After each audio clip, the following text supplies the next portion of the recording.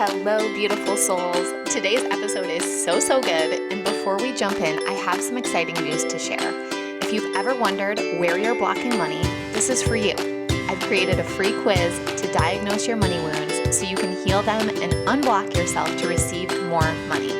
Just go to moneywoundsquiz.com and answer 6 quick questions to get your insanely accurate and potent results. And if you're loving my vibe and want to work one-on-one to call in more feminine energy wealth, I would love to hear from you.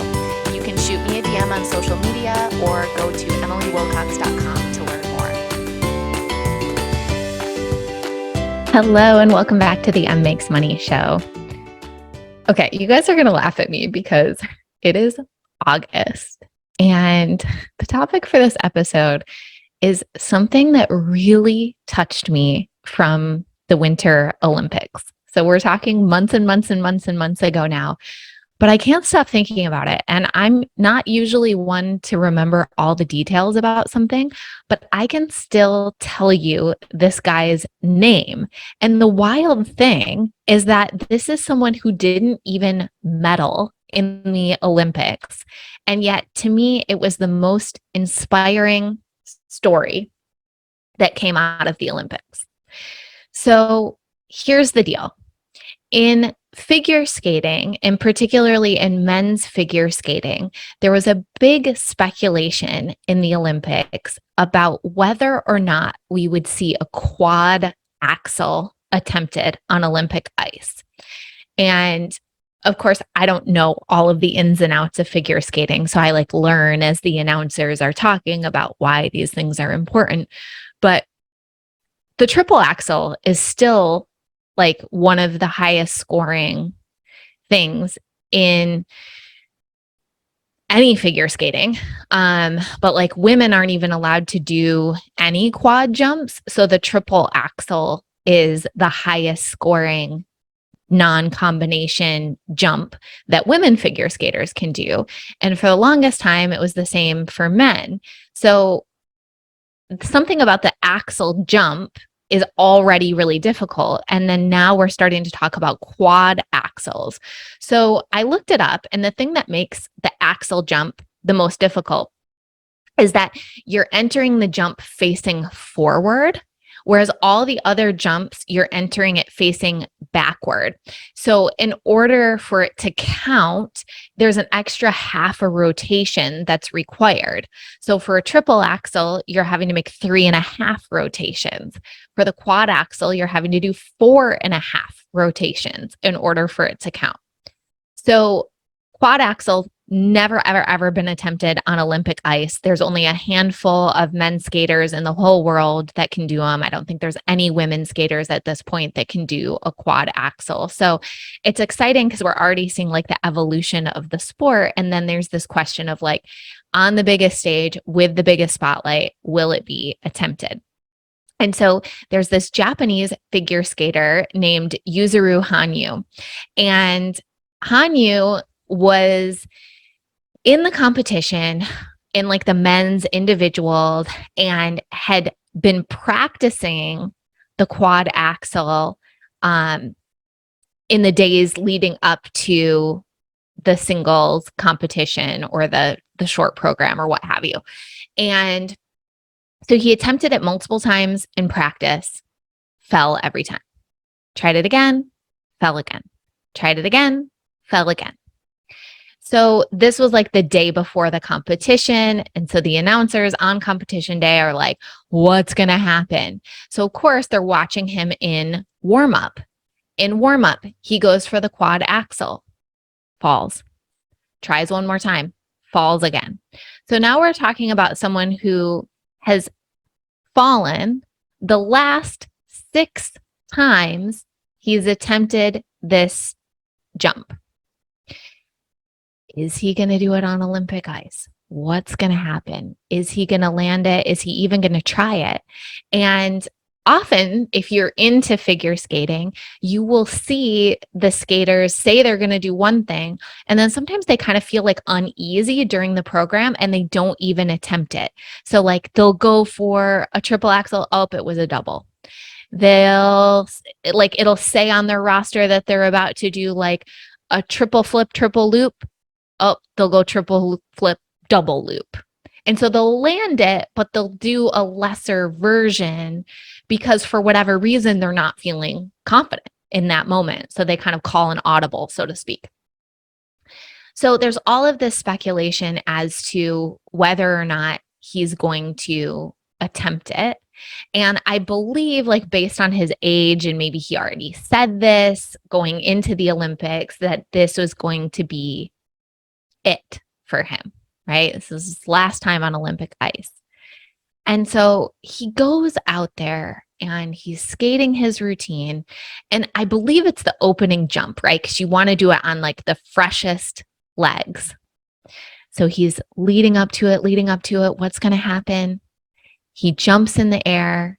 He goes for the quad axel and he falls. And he gets up and he does the rest of his routine.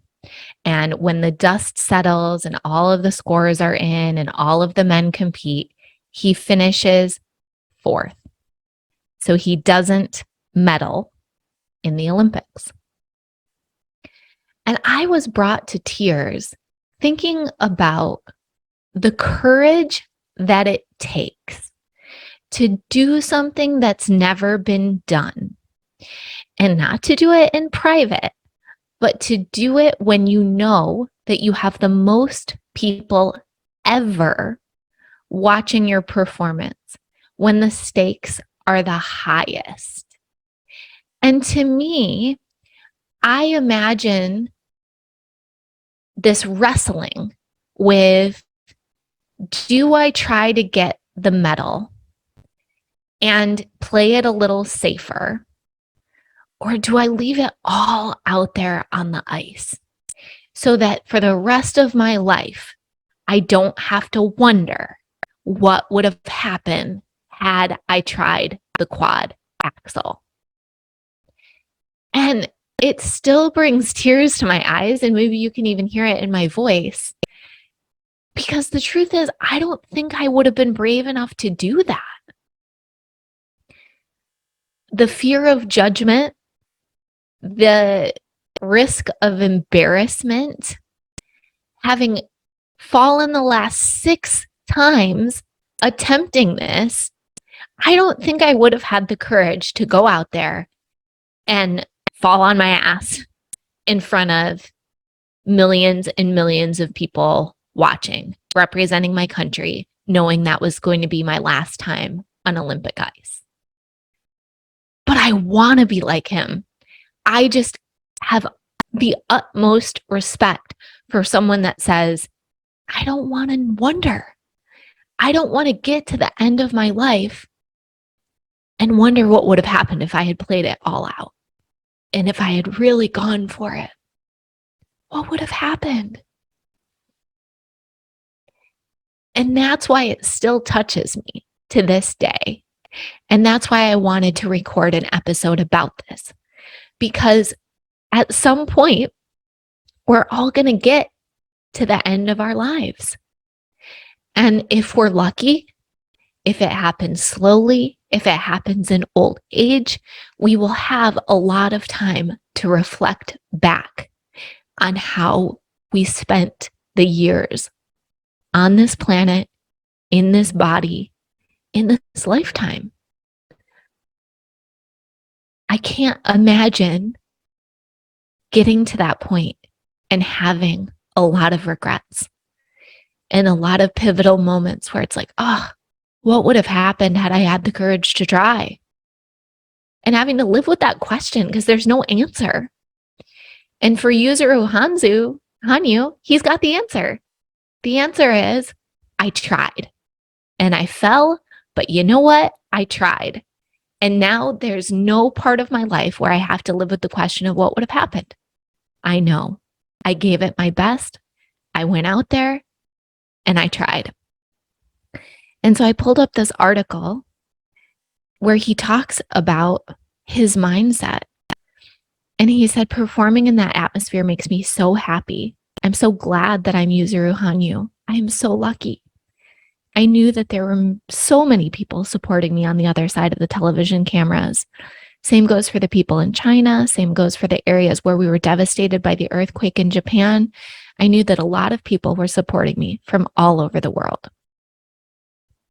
I failed to realize my dream of competing in this Olympics, but I have worked really hard for it.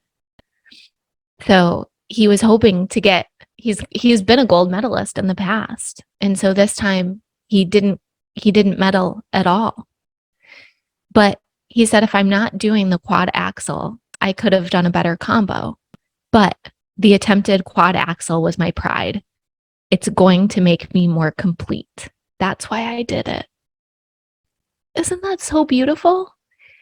And he goes on to talk about the fact that he actually injured himself the day before attempting to do it in practice. And he still went out there and tried it. Can we live our lives this way? Can we take this example and say, you know what? I've been hiding. I've been playing it safe. I've been too much in my comfort zone. Whether that's in our business or in our personal lives, you will listen to this and you will intuitively know a place where you've been hiding and where you've been playing it safe, where you've been too comfortable.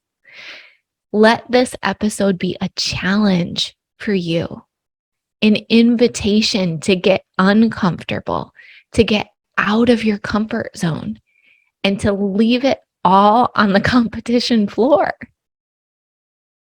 You know, it's funny because in our lives, most of us don't have millions of people watching. Most of us don't have cameras following our every move. Most of us don't have commentators talking about what's happened. Most of us don't have to talk to the media afterwards and explain ourselves. And yet we're still scared. We're still not playing it full out. We're still not fully going for our dream. We're still not saying exactly what we want to say without mincing words. We're just not. We're just not. And what I want to ask of you is, when you fast forward and imagining yourself fast forwarding to the end of your life, are you going to be okay with that? If the answer is no, then what are you going to do about it? Your best gets to get better over time. What feels scary and courageous now, if you keep doing that, you will stretch your edges. And in a year's time, you will look back and say, oh, that's cute. That version of me that thought that that post was so scary and so unfiltered. I'm now in a totally different realm of potency and of speaking my truth.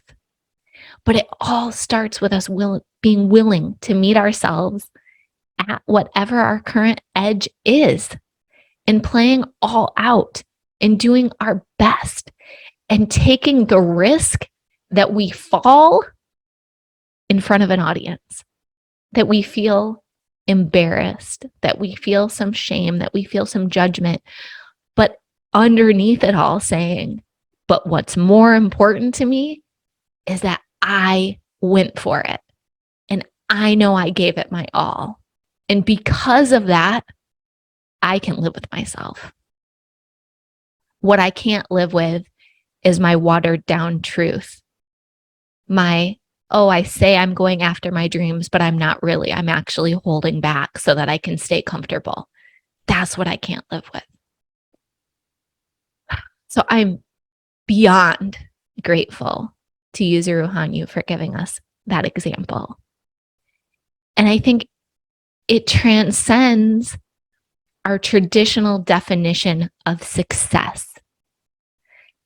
We would say success in the Olympics looks like a gold medal or a silver medal or a bronze medal, being on the podium, seeing your flag raised. But he didn't do that. And he's done that in the past. But he changed the definition of success.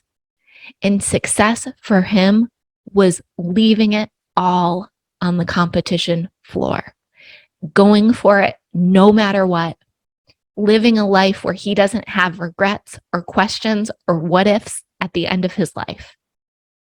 And to me, that's a definition of success that we could all look at and we could all choose to adopt. If your definition of success right now in your business or in your life is perfection or being beyond reproach or never screwing up or never having conflict, that's a small life. If your definition of success is playing full out, everything gets to change. I hope this inspires you. I can't wait to hear what new actions you're going to take based on this episode. So please tag me, share, slide into my DMs, let me know. And I really look forward to celebrating this version of you that decides to play life all out, just like I'm doing for myself. I love you. I hope you have a wonderful day, and I'll talk to you soon. Thank you so much for tuning into today's show. Before you go, I have something fun to share. Now, when you leave a review of the podcast on Apple, Spotify, or YouTube, take a quick screenshot and send it to hi@emilywilcox.com. You'll be entered into a drawing to win a free one-on-one Voxer coaching day with me, and you help the show reach more new listeners. Such a win-win. I also invite you to follow me on Instagram at mmakesmoney and to jump into my free Telegram community, The Money Club, which is linked in the show notes. Until next time, I'm sending you all the magic money vibes.